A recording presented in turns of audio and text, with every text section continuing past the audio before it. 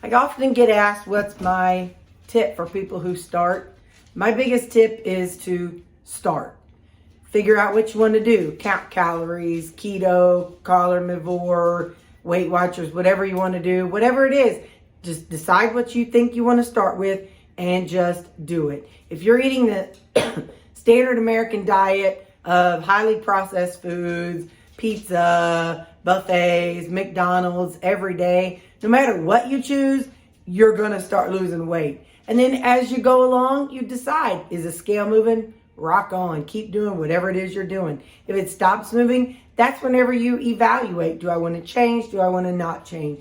But you got to start and you got to write it down. You got to track what you're eating. You got to track every single bite, or else you're not going to know what you're doing and what you need to change. So that would be my number one tip, is just start doing something.